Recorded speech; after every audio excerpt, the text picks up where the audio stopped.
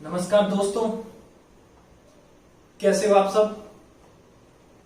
I hope सबकी study अच्छी चल रही होगी और कंटिन्यू चल रही होगी। बट जैसा देख पा रहा हूं कुछ ही लोग सीरियस हैं, जितने जैसे फॉर्म भरे गए जो हमारे फॉर्म एप्लीकेशन फॉर्म तकरीबन डाटा आ रहा है जो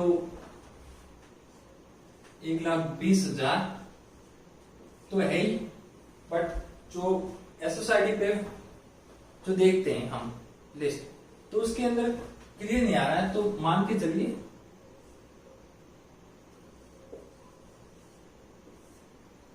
120,000 to 150,000 मतलब 1.5 लाख इन द फॉर्म है। अब इसकी जो देखा जाए, तो इसकी कैलकुलेशन की जाए कि हमारा कंपटीशन कितना है और हमें कैसे तैयारी करनी और कौन क्या है। देखो इसके अंदर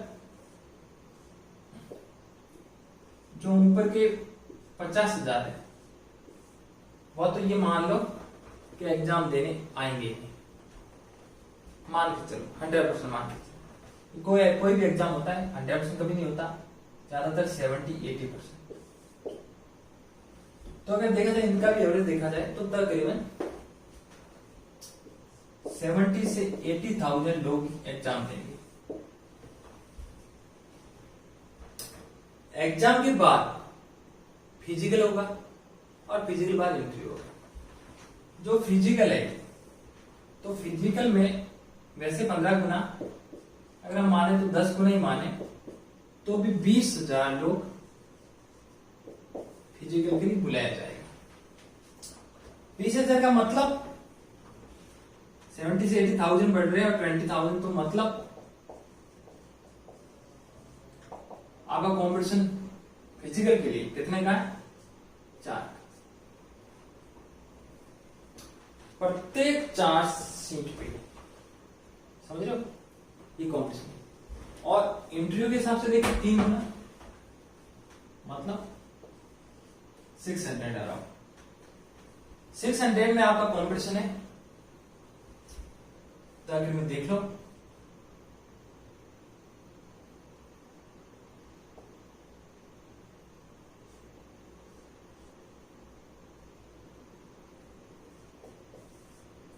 $120 से 125 के बीच में कंपटीशन है। अगर ऐसा देखा जाए, अब इसमें सीरियस कितने लोग, जितने फिजिकल के लिए फाइट होंगे आज की देखो तो 15 से 20,000 लोग ही इसके लिए सीरियस है। Only 15,000 to 20,000 person is serious. मतलब इस एग्जाम के लिए इतने ही लोग सीरियस हैं जितने फिजिकल के लिए आएंगे। तो अब आपका कंपटीशन है ओनली 50 to 20,000 लोगों के। अगर देखा जाए तो तकरीबन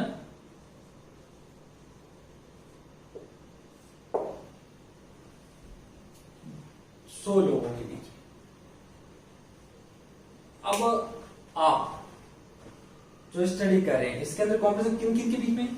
जो गवर्नमेंट एम्प्लॉयड है, जो IAS की तैयारी दे चुके हैं और जो पर्टिकुलर जिनके सब्जेक्ट अच्छे से क्लियर है। लेकिन इसके अंदर भी जब एग्जाम होगा, जो शुरुआती 2 पेपर होंगे इंग्लिश और जीके,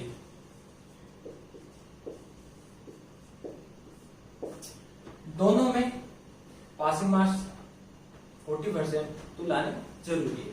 किसी के 35 होता है ये मान से। लेकिन जो राजस्थान के बच्चे हैं ज्यादातर की इंग्लिश वीक है और जीके RS लेवल का आपको पता है RS की मेरिट कितनी जाती है? ज्यादातर 35 to 40%। और ये भी उस लेवल का, उसमें तो मैथ रीजनिंग होती है। तो काफी बच्चे जो साइंस वाले वो ऐसे करके आते हैं तो उनको इतनी दिक्कत नहीं होती। लेकिन इसमें दिक्कत होगी, इसमें आपके मैथ रीजनिंग नहीं है। तो जीके का पोर्शन अच्छा करना है, क्योंकि जब फर्स्ट डे पेपर होंगे तो जिनके ये पेपर बिगड़ गया तो ऑप्शनल देने के लिए नहीं आएंगे, क्योंकि उन्हें पता है हम पास होंगे नहीं। जब तो आपको ऑप्शनल के साथ इन दोनों को तैयार करना अच्छे से जरूरी है। तो आप देख लो, अब आपके मन में आ रहा होगा कि कुछ तो ऐसे हैं जो एक बार कोर्स कंप्लीट कर लिया और कॉन्फिडेंस होके बैठ के हमने एक बार कोर्स, अब एग्जाम का रिवीजन कर लेंगे। मैं कहता हूं वो काफी नहीं। आपको इसके लिए थोड़ी स्टोरी सुनाता हूं, आपको इंटरेस्टिंग लगेगी। बात है 2018 के आसपास, जब रिट की जो लास्ट वैकेंसी आई थी, तब मेरा मित्र था जो अभी भी है, था मतलब उस टाइम मेरे साथ, तो वो बीएड कर रहा था और उसे ये आशा थी कि बीएड का जो एग्जाम है वो उसका रिजल्ट आ जाएगा, और इधर रिट का एग्जाम था तो उसने रिट के रिजल्ट आने तक बीएड का रिजल्ट आ जाएगा, मैं सिलेक्ट हो जाऊंगा। तो मैंने उसे मना भी किया, मैंने कहा अभी मत कर, एक्चुअल में तेरी बीएड हो भी नहीं हो, कुछ पता नहीं है। लेकिन उसने अपने मन की और उसने बिल्कुल रिट की इतनी अच्छी तैयारी की, आप नहीं मानोगे, कि रात दिन एक कर दी। उसने कहा टाइम मेरे पास 3-4 महीने। उसने इतनी बार कोई उससे पूछता, जैसे कोई आता उसके पास में कि मेरा तो मैंने 2 बार रिवीजन कर दिया, अच्छे से मेरा सिलेक्शन पक्का है, तो वो कहता तूने 2 बार किया, मैंने 25 बार रिवीजन कर दिया। मतलब समझ रहे, उसकी एक ये थिंक थी कि जो समझ में आ रहा है वो समझ लो और जो रटना है रट लो। तो आपसे मैं ये, और आप यकीन नहीं मानोगे, जब रिट का रिजल्ट आया उसके 125 नंबर आए थे, बट उसकी किस्मत ये थी कि बीएड का जो रिजल्ट नहीं आया था, तो उसका सिलेक्शन नहीं हुआ। बट उसकी मेहनत, उसमें कॉन्फिडेंस जो था, और जिसकी वजह से, लेकिन वो उससे सेटिस्फाई हो गया। अब अगर नेक्स्ट वैकेंसी आते वो एलिजिबल है तो उसका 100% उसमें नंबर है। तो ये क्या था उसकी, जैसे आप रेशियो का कोर्स अगर एक बार रिवीजन करने के बजाय बार बार अगर 10-15 बार आपने कर दिया है, तो आपको बस यही कॉन्फिडेंस है कि अब कब एग्जाम हो, कब मेरा सिलेक्शन हो। कुछ बच्चे कब एग्जाम होगा, उनके अंदर मतलब बूस्ट पावर आता है एग्जाम के दिनों में, कि एग्जाम अगर 1 महीने अब हो जाए डेट तो हम तुरंत पढ़ेंगे, और पढ़ के हमारे अंदर इतना मोटिवेशन आ जाएगा कि मतलब वो होता है ना एक सक्रिय एड्रेनल हार्मोन, तो सक्रिय हो जाता है तो तुरंत पढ़ेंगे। लेकिन मैं एक बात कह रहा हूँ, आप ठीक है, आपकी जो कैपेसिटी पावर अच्छी है, आप 1 महीने कर लोगे, लेकिन आप उसको कभी नहीं पछाड़ सकते जिसने 25 बार रिविजन कर दिया या 10 बार 15 बार रिविजन कर दिया और आप एक रिविजन। क्योंकि हमेशा किसी लेखक ने कहा, हमेशा आप एक बुक्स को एक बार पढ़ो और एक बुक को 100 बार पढ़ो, हर बार उस बुक में कुछ न कुछ आपको नया नजर आता है, और नया नजर आता है वही आपको सोचने पे मजबूर करता है। और यही जरूरी है, क्योंकि इसमें एग्जाम में जो ऑप्शनल है, तो उसमें कुछ ऐसे इंटरकनेक्टेड क्वेश्चन होंगे जो आपको सोचने पे मजबूर करेंगे, और सोचने पे आप उसका आंसर तभी निकाल सकते हो जब आपने उस बुक्स को या उस सिलेबस से संबंधित जो क्वेश्चन है उन्हें बहुत डीपली पढ़ चुका हो। तो आपसे मैं रिक्वेस्ट करता हूं, आप जो कर रहे हो, जितनी स्टडी कर रहे हो, उससे बेटर कीजिए और कोशिश कीजिए आप 1 बार नहीं 10 बार नहीं, जितना हो सके मैक्सिमम रिवीजन कीजिए। जो हमारा 90% कोर्स है, 90 का 95% कोर्स, जो एक पर्टिकुलर जो ओल्ड है, करंट जिसमें इन्वॉल्व नहीं है, तो वो आप अच्छे से कर लोगे। अगर करंट नहीं कर पाओ तो भी कोई है नहीं, सिलेक्शन वही दे देगा। बट कोशिश रखने हैं, कोई कह रहे हैं 45% मेरी जाएगी, 50 जाएगी, देखो कि नहीं, आप ये कोशिश करो 70%, 60 to 70% में लेके आ जाओ। इतना अगर आप कर लोगे, मेरिट थोड़ी ऊपर नीचे हो जाए तो आप एकदम मेरिट से अपर। जैसे देखो, मान लो मेरिट 350 जाती है और आपके मार्क्स आ रहे 400, है ना, 350।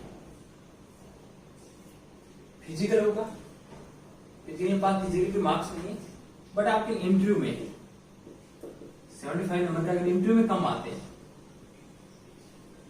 और इंटरव्यू में फुल मान लो और इसकी कम मान लो, ऊपर वाले जिसके 400 है, तो भी वो जाएगा टॉप में। तो आप ऐसे कोशिश करो कि बाउंड्री में बाहर फिरो, आप अंदर रहने की कोशिश करो ना, कि अगर मतलब मैं अगर थोड़े नंबर कम भी लाऊं इंटरव्यू में तो भी मैं सेलेक्ट हो जाऊं।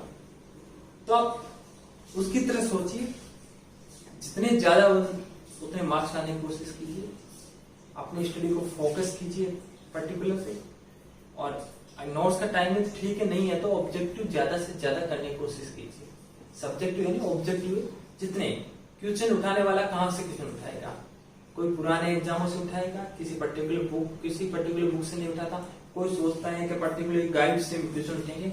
हमेशा जो एग्जाम लेता है वो हमेशा उस स्टूडेंट जो तैयारी कर रहा है कि ये पर्टिकुलर उसके हिसाब से वो हमेशा देता है एक मेजोरिटी मास, जैसी सारे बच्चे बाकी तैयारी किससे, जो ज्यादातर टेक्स्ट बुक जो फेमस है उससे, चाहे वो किसी डिपार्टमेंट की हो, गवर्नमेंट की हो, चाहे प्राइवेट की हो, चाहे कोई भी हो, जो ज्यादातर लोगों के पास अवेलेबल हो सकती क्वेश्चन हमेशा वहीं से उठते हैं। तो आप अच्छी तैयारी कीजिए। जो गणित है वो मैंने समझा लिया, आपको इतना ही मानना है, हर एग्जाम की गणित यही होती है। आप जो जीके का पेपर ऑप्शन है वो अच्छा कीजिए, जो सब्जेक्ट है आपके वो अच्छे कीजिए, इंग्लिश अच्छी कीजिए। इंग्लिश राजस्थान वालों को मैं पहले कह रहा हूँ, जब मैं भी हूँ तो वीक सबकी होती है, तो आप उसको रोज वोकेबुलरी ऐसे कोशिश कीजिए, माहौल दे किसी इंग्लिश अगर कोई ऐसा बिल्कुल इंग्लिश में पास नहीं होगा तो आप कोशिश कीजिए कि जो इंग्लिश के वर्ड है आस पास के वोकेबुलरी अपने अच्छी कीजिए। हर ट्राई कीजिए इंग्लिश में बोलने का, ट्राई कीजिए जो पास में बुक्स वगैरह जो मटेरियल है इसको क्या इंग्लिश में कहते हैं, इसको क्या कहते हैं, जो 2-3 ऐप, जो एक तो आप नमस्ते इंग्लिश ऐप डाउनलोड कर सकते हो इंग्लिश का लेवल बढ़ाने के लिए, दूसरा इनको डिक्शनरी है जिसके अंदर हिंदी टाइप करके देख सकते हो, तीसरा आप नीतू सिंह की जो बुक है उससे कर लीजिए, और पुराने कोई भी बुक्स है जो 10th की जैसे देखो तो ग्रामर की उससे कर लीजिए, अपनी इंग्लिश अच्छी करने की कोशिश कीजिए। तो ये मोटिवेशन देना भी जरूर, मोटिवेशन अगर आपको इन चीजों से भी नहीं आता है तो एक माइंड में तो लेके चलिए। देखो कुछ तो ऐसे वैसे बन रहे हैं कि हाँ ठीक है ऐसी पोस्ट है, रजिस्ट्रेड है, 5400 पे स्केल है, ये वो गाड़ी में ये बनेंगे, लेकिन अगर आप अपने अंतरात्मा से देख लो, आदमी को सबसे ज्यादा सुकून कहाँ मिलता है, कोई सर हमें पैसे मिलता है, कोई कहेगा हमें ज्यादा गाड़ियों से, कोई कहेगा भीड़, मतलब अलग अलग सबके, लेकिन मैं एक सच कह रहा हूँ, हमेशा सुख है ना मानसिक चाहे वो हमेशा मिलता है एकांत, और एकांत कौन सा, नेचर के बीच में, प्रकृति के बीच में। और ऐसी पोस्ट जो वन विभाग से संबंधित पोस्ट वो प्रकृति के बीच में होती है, आप वन्य जीवों पेड़ पौधों इनके बीच में रहोगे, एक स्वच्छ हवा लोगे, आपको जो भी फल फ्रूट वगैरह जो जंगल में उगते हैं अगर वो भी करो तो एक नेचुरली चीजें, मतलब आप नेचुरली एक झरने वरने, मतलब आप नेचुरली चीजों के बीच में रहोगे, तो आपकी अगर आप बाकी सर्विस चाहे वो RS हो IAS हो कोई भी हो, उसकी बजाय अगर आप वन्य विभाग वाले ले लेते हो तो आपकी ये मान लो जो लाइफ है वो 4 से 5 साल बढ़ जाती है, क्योंकि आप नेचर के बीच रहे। बाकी अब वो अलग बात है, कभी बाई चांस कोई वन्य जीव के कारण आप पे हमला हो जाए, वो अलग चीजें, बट अगर देखा जाए तो नॉर्मली आपको सुकून वाली लाइफ मिलेगी, अच्छी लाइफ मिलेगी, तो आप अंदर उसको देख मोटिवेट, रात को सो आपको नींद आए उस टाइम 5-10 मिनट सोच के देखो इससे पोस्ट क्या पावर है, क्या है, उससे मैं क्या कर सकता हूँ, अगर वो लगने के बाद मेरा क्या मोटो रहेगा, मैं उनके लिए क्या करूंगा। तो अगर माइंड में सेटअप है अगर आपको ऑनेस्टली, तो बाकी कुछ किसी को पैसे के लिए कमाने के जो भी ये चाहिए पावर वाले, तो मैं उससे कुछ नहीं कहूंगा। ये पर्टिकुलर 2 तरह के इंसान होते हैं, एक को करप्शन पसंद है, एक को करप्शन पसंद है, तो बेटर रहेगा। अब आने वाले टाइम में जैसे हो रहे हैं करप्शन, जो करप्शन करता है उससे लाइफ में हमेशा डर रहता है, ये तो बात हमेशा मान के चलना, चाहे चोरी करे या कोई झूठा झूठ बोले तो उसको मन में हमेशा डर तो रहता ही रहता है। तो अगर आपको सैलरी इतनी अच्छी मिलेगी तो आपको जरूरत नहीं है, और बाई चांस अगर कोई प्रेशर ही आ जाता है तो आप उसके अनुपात में, अगर जैसे आपको बताएं, हर किसी को बताएं कि ऐसे वनों की कटाई भी होती है, जो लकड़ियों की है वो स्मगलिंग भी होती है, वन्य जीवों की भी होती है, और कहीं जगह काफी ऐसे ऑनेस्ट ऑफिसर है जो इनके संरक्षण में भी योगदान देते हैं और अपनी कभी जान भी दे देते हैं इनकी रक्षा। लेकिन अगर आपको लगता है कहीं फेस भी हो जाए ऐसी चीजें कि नहीं पॉलिटिकली या किसी वजह से प्रेशर है कि आप चाह के भी कुछ नहीं कर पाए, तो आप ये कोशिश करो अगर 10 पेड़ या 20 पेड़ काट के लेके गए तो आप ये कोशिश करो उनकी बजाय उनसे ही कहलवा के रिक्वेस्ट करा के आप 20 की जगह 200 पेड़ लगवाओ। तो ये रहेगा कि आप अच्छे से स्टडी करो।